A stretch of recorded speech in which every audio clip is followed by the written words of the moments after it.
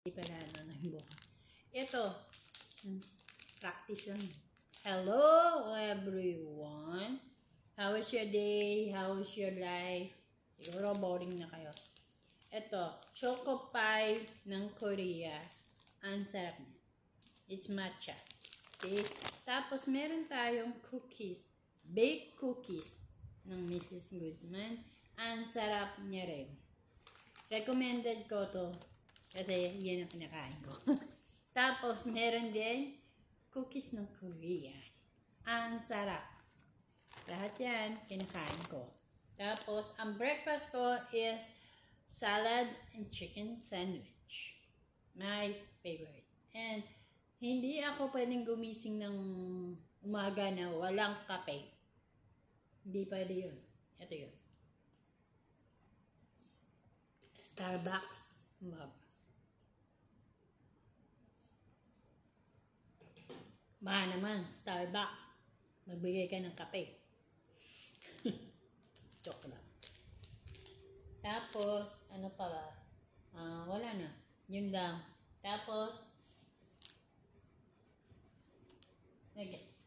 nag-Enervon C with zinc. Yan. Enervon, baka naman. Sponsor na lang yan. Sorry. Hindi kasi ako masyado nagbablog for myself or for my sake. Kasi ngayon lang ako magbablog ulit. Kasi gusto ko i-vlog itong choco pie ng Korea, South Korea. Ang sarap niya.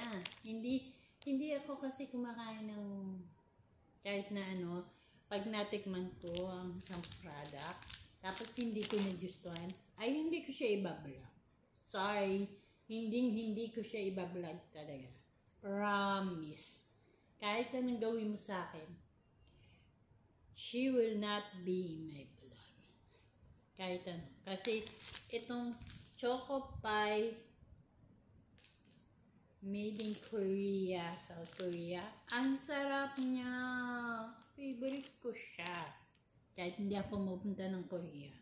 Pero favorite ko siya.